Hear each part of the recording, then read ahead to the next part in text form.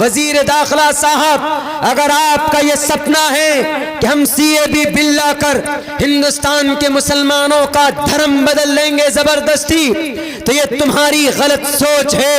कयामत तो आ सकती है, हिंदुस्तान का मुसलमान अपने धर्म का, अपने ईमान का सौदा नहीं कर सकता है। पता है हमारे रगों के अंदर किनका खून है? हमारे रगों के अंदर सहाबाए कराम का खून है। बीबी सुमैया को बीच से चीर दिया गया था, लेकिन ईमान का सौदा नहीं किया था। हजरत बिलाल हबशी के जिस्म में सुराख किया गया था, लेकिन अपने ईमान का सौदा नहीं किया था। हजरत इमाम अहमद इब्न हम्बल के पीठ पर 20,000 कोड़े बरसाए गए थे, ईमान का सौदा नहीं किया था। हजरत इमाम मालिक की उंगलियां काटी गई थी, ईमान का सौदा नहीं किया था।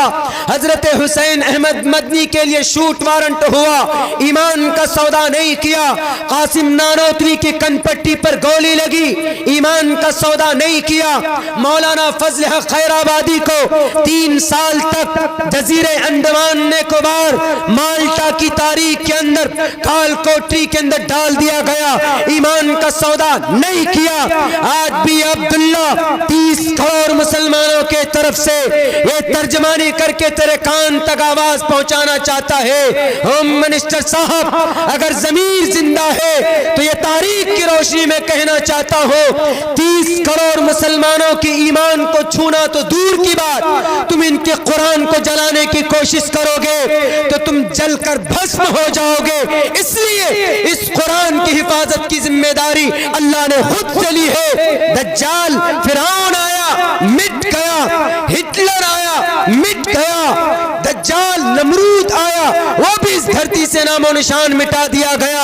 अगर वक्ती तौर पर 350 MPs हैं तुम्हारे पास, तो ये राजनीति के अंदर आती है हुकूमत, जाती भी है, बनती है, बिगड़ती है। अगर इन्होंने अपनी शराफत का रास्ता छोड़ दिया तो इन मुसलमानों के खून के अंदर आज भी वही गर्मी है। इनकी गर्मियों ने अंगड़ाई लेनी शुरू की तो तुमको पार्लियामेंट के अंदर बैठने के लिए कुर्सी नसीब नहीं होगी, तुम्हें रास्ता नजर नहीं आएगा कि हम आए थे कहां से और जाएंगे कहां पर। क्यों? क्योंकि तुमने हिंदुस्तान के संविधान को बदलने की बात की। और मुसलमान वो होता है जो अपने अल्लाह से भी मोहब्बत करता है, अपने कुरान से भी मोहब्बत करता है, और इंडियन मुसलमान अपने हिंदुस्तान से भी मोहब्बत करता है। शायद तुम्हें यह मालूम नहीं। हिंदुस्तान के संविधान को बदलने की कोशिश की गई, संविधान बदल दो and you can do it and accept that, कर सकते हो, लेकिन हमारे कुरान को और मुसलमानों के ईमान को नहीं बदल सकते। मेरे भाइयों, सिटीजन अमेंडमेंट बिल क्या है मैं आपको समझा देता हूं, उसके बाद फिर मैं रुखसत चाहूंगा। 15 से 20 मिनट मेरे पास, 15 मिनट और रह गए। बहुत कम ऐसा हुआ है कि जहां पर मैं इतना मुख्तसर बयान कर पाया हूं। अगर इतना टाइम मुझे हर जगह मिले तो मेरी आवाज़ नहीं बैठेगी। दिल भाई जानते हैं, मेरे बड़े भाई मेरे गाइडलाइन करते हैं, और हमारे सुपौल के नौजवान शायर कैसर राणा साहब, राणा उमूमन हिंदू लोग अपने नाम के साथ जोड़ते हैं, लेकिन इनका एक शौक है राणा जोड़ना। राणा साहब 2 महीने हो गए तकरीबन कंटिन्यू, हम सोए नहीं, पूरी रात ऐसे जागना होता है। लेकिन जब आप रात को नहीं सोएंगे, 1-1, 1.5, 2-2 घंटे बोलेंगे तो ऑटोमेटिकली आवाज़ इतने साथ नहीं देती। और हम फिर एक फील्ड अलग से जुड़े हुए, राजनीति की फील्ड में भी है। आपके जो MLA साहब आए थे, हम लोगों ने उनके लिए बड़ी मेहनत भी की थी और दुआ भी की थी। दुआ इसलिए की थी, ज़रूरत है, प्रोटेस्ट से, एहतजाज से हम अपनी बात ज़्यादा नहीं मनवा सकते, लेकिन जहां बिल पास होता है हमें वहां पर अगर हम खड़ा हो जाते हैं तो हम किसी भी बिल को रोक नहीं, हम बिल को फाड़ सकते हैं, जैसा कि बैरिस्टर असदुद्दीन अवीसी ने फाड़ा। सामने कहा था, आप ये नहीं कहिएगा कि दस्तारबंदी का जलसा सियासी बात कर रहे हैं। मुझे सिर्फ एक सवाल का जवाब दे दीजिए, क्या सियासत का ताल्लुक इस्लाम से नहीं? मेरे नौजवान उलमा बैठे, हज़रत उमर फारूक सबसे पहले पीएम थे कि नहीं थे? जिस मुल्क में हम बसते यहाँ पर दो कानून हैं, एक अल्लाह का कानून है, एक हिंदुस्तान का संविधान है। और हिंदुस्तान के संविधान के मुताबिक हम पॉलिटिक्स में आ सकते हैं, सियासत में आ सकते हैं। जब तक अच्छे लोग नहीं होंगे तो बुरे लोग तो आएंगे इस सियासत में। इसीलिए अब वक्त है अच्छे लोगों का, कलिमा पढ़ने वालों का पॉलिटिक्स में आना। क्यों? अभी जो बिल पास हुआ, जिन पार्टियों को हमने अच्छा समझा उनके मेंबरान ने ही इस बिल को पास करवाया। बिहार के अंदर दो बड़ी पार्टी, उनकी पार्टी के टोटल मेंबरान ने इस बिल को पास करने में वोट किया। वो चाहते तो वो कह सकते थे कि नहीं, मुस्लिम भाई हमको सपोर्ट करते हैं, हम इनके खिलाफ बिल पास नहीं होने देंगे। चाहते तो कर सकते थे, लेकिन नहीं। अगर बोला पूरे लोकसभा के अंदर, अगर वो बोला, कौन था वो? मेरे भाइयों, ये कुरान की ताकत थी, ईमान की ताकत थी। नमाज के बड़े पाबंद हैं वो, और हमें भी ना पाबंदी नमाज करनी चाहिए। कुरान हमारे एक हाथ में, हिंदुस्तान का संविधान दूसरे हाथ में, और माथे पर टोपी, माथे पर नमाज का निशान। अगर हम मुसलमानों के बीच में ये चीज आ जाए तो मुसलमान फिर किसी से डरता नहीं है। पता उस बातिल के सामने, उस बेलगाम घोड़े को, झूठे को, कज़्ज़ाब को, उस फासिक को जवाब देने वाला कौन था? चीख कर कहा कि तेरा नाम हिटलर की लिस्टों में लिखा जाएगा, तेरा नाम लिखा जाएगा। और उस मर्द मुजाहिद ने उसी वक्त उस बिल के 5 टुकड़े करके फाड़ दिया और कहा कि मैं तुझ जैसे मन घड़त कहानी और इस तरह से मन घड़त हिंदुस्तान के आईन के सीने को चाक करने वाले बिल को नहीं मानता। गांधी ने नहीं माना था, मैं भी नहीं मानूंगा। ये ताकत कहां से आई थी? ये ताकत ईमान की ताकत थी, ये ताकत कुरान की ताकत थी, ये ताकत वहदानियत की ताकत थी, ये ताकत टोपी और दाढ़ी की ताकत थी। और एक मर्द मुजाहिद के जिस्म को, बॉडी को हिला सकते हो, लेकिन ईमान की भावनाओं पर, उनके धर्म को तुम बदल नहीं सकते। दुनिया के गद्दार लीडरों, तुम्हारा सपना कभी भी शर्मिंदा ताबीर नहीं हो सकता। व्हाट इज द,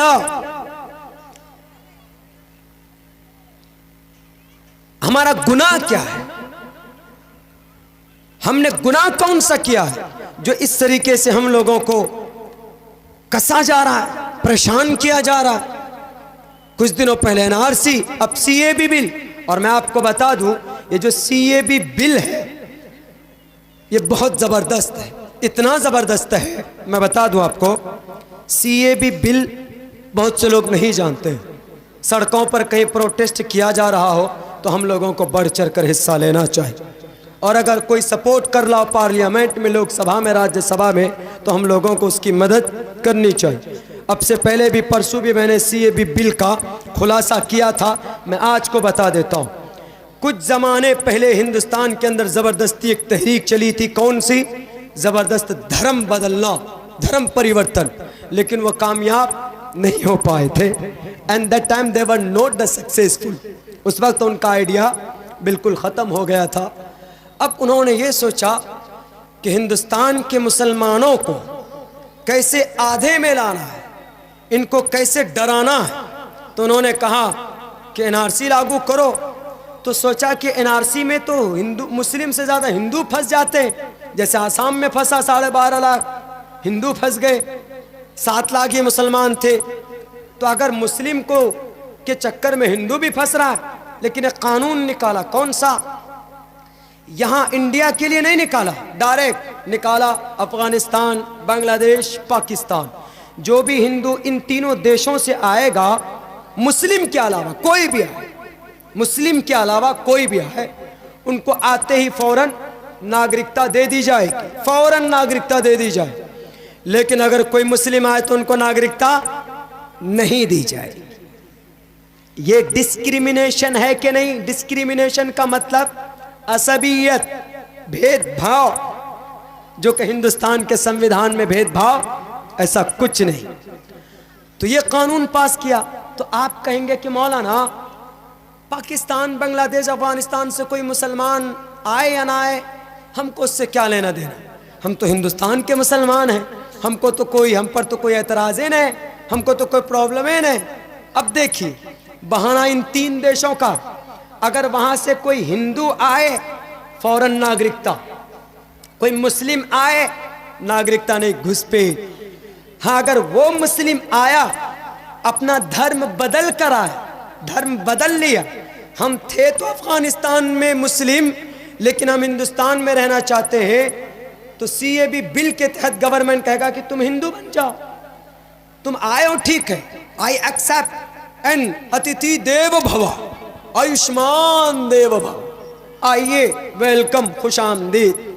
इसका मतलब ये होता मन कान युमिनु बिल्लाहि वल यौमिल आखिर फल्युक्रिम ज़ैफ़ा। बुखारी शरीफ की जिल्द सानी की हदीस है, उसके अंदर कहा गया कि ईमान का अदब एहतराम करना, तवाज़ो करना मेहमान का, ये ईमान का हिस्सा है। बड़ी ताकीद के साथ शेखुल हक, शेख सानी, शेख अब्दुल हक रहमतुल्लाहि अलैह ने हम लोगों को दारुल देवबंद में इसकी वजाहत करते हुए उन्होंने बताई थी। तो उनको कहेंगे कि मुस्लिम हो कोई बात नहीं, आओ लेकिन धर्म बदल कराओ, ठीक है, धर्म बदल लेंगे वो। अब इंडियन मुस्लिम जब NRC लागू होगा तो NRC में मिसाल के तौर पर 10 करोड़ या 5 करोड़ मुसलमानों का नाम नहीं आएगा। जब नाम नहीं आएगा तो वो क्या हुआ, वो घुसपैठ हुआ। जैसे बाहर के मुसलमान आए तो वो घुसपैठ, अब NRC में जिन मुसलमानों का नाम नहीं आया तो वो भी घुसपैठ। अब अगर हिंदू का नाम नहीं आता है NRC में तो हिंदू के लिए तो कानून है CAB बिल, वो फौरन CAB बिल के तहत नागरिकता ले लेगा, बच गया बेचारा मुसलमान। जिनका नाम NRC में नहीं है तो उनके लिए 2 ही रास्ता, एक रास्ता ये है कि CAB बिल के तहत तुमको हिंदू बनना पड़ेगा तब तुमको नागरिकता मिलेगी, अगर नहीं तुम मुस्लिम ही रहना चाहते हो तो तुम अपनी नागरिकता साबित करो। छोटी छोटी सी भी प्रॉब्लम होगी ना उसकी डॉक्यूमेंट्स में तो उसको रिजेक्ट कर दे, उसको कहेगा गवर्नमेंट सुप्रीम कोर्ट जाओ, हाई कोर्ट जाओ, लाखों करोड़ों रुपए खर्च कर लेगा लेकिन नागरिकता साबित नहीं कर पाएगा, आखिर के अंदर वो घुसपैठ ही रहेगा। तो अब घुसपैठ के लिए क्या है, तो घुसपैठ के लिए बनाया जाता है डिटेंशन कैंप, जो कि जेल से भी ज्यादा खतरनाक होता। जब आप डिटेंशन कैंप में आपका लिस्ट चला जाएगा तो आप अपने घर, जमीन, जायदाद, दुकान, किसी भी चीज के मालिक नहीं। क्यों? चूंकि आप इंडियन नहीं, आप घुसपैठ हैं, तो आपकी सारी चीजें जब्त कर ली जाएगी। लेकिन जब आदमी को डिटेंशन कैंप में जाने की बारी आएगी ना तो मुसलमान कहेगा कि भैया ऐसा है, मैं तो आ रहा हूँ CAB बिल के तहत, मेरा नाम बदल दीजिए, मेरा नाम शंकर है, नाम अब्दुल रहमान होगा, लेकिन चूंकि नागरिकता लेना है कहेगा मेरा नाम शंकर, मेरा भगवान का नाम विष्णु, मेरे मंदिर का नाम महाकाली और मेरा बाप का नाम वासुदेव। अपना नाम सब कुछ बदल सदल करके अपनी प्रॉपर्टी और डिटेंशन कैंप में बचने से पहले ये अपना सब कुछ बदल लेगा। 30 करोड़ मुसलमानों में 15 करोड़ मुसलमान ऐसे हैं जो कमजोर ईमान वाले, जिनका शरीयत से कोई लेना देना नहीं, वो अपनी नागरिकता बचाने के लिए फौरन अपने धर्म को बदल लेंगे, वो हिंदू बन जाएंगे। यानी 1-2 महीने के अंदर हिंदुस्तान के अंदर 10 से 15 करोड़ मुसलमान मुर्तद हो जाएंगे, मुल्हिद हो जाएंगे। ये प्लानिंग है हिंदुस्तान के गवर्नमेंट की। इसीलिए हम चीख कर कहेंगे, अगर तुम्हें दुश्मनी लेनी मुस्लिम बादशाहों की वजह से, दुश्मनी तुम अगर करना चाहते हो तो तुम उन मुस्लिम पूर्वज बादशाहों से, उनसे तुम बदला लो। आज के हिंदुस्तान के मुसलमान तो दिलो जान से इस देश से मोहब्बत करते। अगर तुम कहते हो कि औरंगजेब ने मंदिर तोड़ा था इसीलिए हम हिंदुस्तान के मुसलमानों को उसकी सजा देंगे, तो एक बात भूल जाओ, इतिहास को तोड़ मरोड़ कर पेश करने की कोशिश की गई। मेरे पास वक्त नहीं, वरना मैं बितफसील आपको 1175 साल तक हिंदुस्तान के मुस्लिम एम्पायर ने जो हुकूमत की, उनकी तारीख क्या है, उनकी हिस्ट्री क्या है, उनका इतिहास क्या है। हिंदुस्तान के हिंदू भाइयों को जो सुविधा अकबर बादशाह के ज़माने में दी गई, किसी और बादशाह के ज़माने में नहीं दी गई। टोटल हिंदू भाइयों से टैक्स को माफ़ कराया, लेकिन ये सिर्फ दुश्मनी है। अगर तुम दुश्मनी की बुनियाद पर अगर ऐसा करते हो तो बेटे बना लो तुमको जितना कानून बनाना हो। मैं तो फिर भी तुम्हें कहूँगा कि इन अनाप शनाप बिल को पास करने से ज़्यादा हिंदुस्तान के 13 लाख नौजवान जिनको नौकरी नहीं मिली है उन्हें नौकरी दीजिए। किशनगंज के 1300 नौजवान ऐसे जिन्होंने सन 2011 और 13 के अंदर टीटी पास किया, बीएड पास किया, क्वालिफाइड हुए, या आज भी धान के खेत में धान कमाने पर मजबूर है। इनको नौकरी दो, कोई ऐसा काम करो कि जिससे हिंदुस्तान का भला हो। जिस दिन तुमने बिल पास किया उसी दिन हिंदुस्तान की अनाज मंडी, हिंदुस्तान की राजधानी दिल्ली की अनाज मंडी के अंदर उस फैक्ट्री के अंदर आग लगती है। 2.5 घंटे तक आग लगी रहती। तुम्हारे पास इतने आलात थे ही नहीं, ऐसी फैसिलिटीज नहीं थी कि उन 5 बिल्डिंग में फंसे हुए नौजवानों को, उन मजदूरों को बाहर निकालते। बिल पास करने के लिए तुम्हारे पास पैसे होते, और अगर कहीं किसी बिल्डिंग में आग लग जाए तो उस बिल्डिंग से मजदूरों को निकालने के लिए तुम्हारे पास कोई रास्ता नहीं। 32,000 करोड़ का तुम बुत बना देते हो, लेकिन तुम 2 हेलीकॉप्टर नहीं बना सकते जिससे ऊपर से आसमान से पानी उनका दमकल बनाया जाए और उनके जरिए से कहीं पर भी अगर ऐसा अकस्मात अगर कहीं पर आग लग जाए, गाड़ी ना वहां पर जाए, वहां पर फायर ब्रिगेड अगर ना जाए तो हेलीकॉप्टर के जरिए पानी से बारिश करके उनको बचाया जाए। 2.5 घंटे तक आग लगी रही। होम मिनिस्टर साहब, आपके घर से 5 किलोमीटर की दूरी पर 45 मजदूर जलकर राख हो गए। बिल पास करना बंद करो, इससे देश का भला नहीं होगा, बल्कि हिंदुस्तान की दिल्ली के अंदर, हैदराबाद के अंदर उस मासूम बच्ची का रेप किया गया। जब पहुंचे पुलिस स्टेशन उसकी बहन, तो पुलिस वाले कहने कि हमारे थाने का मामला नहीं। अगर पुलिस वाले फौरन पहुंचते टाइम पे तो उस बच्ची की भी जान बच जाती। और जो 4 लोगों का इनकाउंटर हुआ, उन मुजरिमीन का, उनकी भी जान बच जाती। इनको एक्टिव तो करोगे नहीं, सिर्फ बैठ जाते हो पार्लियामेंट में प्रस्ताव लेकर, बिल लेकर बैठ जाते हो, ये बिल पास करो, वो बिल पास करो। देख रहा है तुम्हारा परमात्मा, और तुमको आवाज देकर कहता हूं, मेरी स्पीच अगर तुमको सुनने को मिल जाए तो तुम्हें एक बात याद दिलाता हूं, पापिष्ठास्ते परपशांति यमरूपम भयंकरम। जब इंसानों की पापों का घड़ा भर जाता है तो यम रूपम भयंकरम, यमदूत आता है, उसकी आत्मा को निकाल कर नर्क के अंदर डालता है। तुम्हारा भी यही हश्र होगा। हिंदुस्तान के राजनेताओं, हिंदुस्तान के 30 करोड़ मुसलमानों के दिलों से खेलने वालों, इनको तकलीफ देने वालों, तुम्हारा धर्मशास्त्र तुमसे कहता है कोई मामला उलझ जाए तो अपने ग्रंथों को देखो, हिंदुस्तान के संविधान को देखो, किस बाप ने तुम्हें इजाजत दी? हिंदुस्तान के मुसलमानों को क्यों छाटा? कुर्बानी नहीं थी? कहां से देशभक्ति के प्रूफ चाहते हो? किशनगंज आ जाओ, अररिया चले जाओ, भागलपुर चले जाओ, म्यांमार चले जाओ, शामली चले जाओ, मेरठ चले जाओ, मुर्शिदाबाद चले जाओ, बक्सर चले जाओ, आरा चले जाओ, पाटलिपुत्रा चले जाओ, शामली की मैदान जाओ, बालाकोट की पहाड़ी जाओ, दिल्ली की चांदनी चौक जाओ। 2 फीट जमीन मुसलमानों की देशभक्ति का सबूत देगा। पूछो इन सावरकर के नेताओं से, पूछो इन कोटसे के चेलों से कि तुम्हारा प्रूफ क्या है। अगर प्रूफ ढूंढोगे तो हिंदुस्तान में नहीं मिलेगा। क्यों? 1925 में तुम्हारा वजूद हुआ, और मुसलमान 1925 से पहले इस देश को आजाद करने के लिए अपने खून की होली खेली थी, अपने खून को पानी से भी ज्यादा सस्ता किया था। अगर तुमको देशभक्ति की प्रूफ मांगे तुमसे कोई, तो तुमको लंदन जाना होगा अंग्रेज के पास, चूंकि तुम उन्हीं से तुम्हारा लिंक है। अपनी खैर मनाओ, इस देश के लोगों को परेशान मत करो। गद्दी पर बैठे हो, अच्छा इस्तेमाल करो अपनी ताकत का, अपने प्रशासन का, ताकि इस देश का भला हो और हिंदुस्तान के आवाम का भला हो। अल्लाह से दुआ करता हूँ कहने सुनने से ज़्यादा अमल की तौफीक अता फरमाए। अस्सलाम वालेकुम रहमतुल्लाह।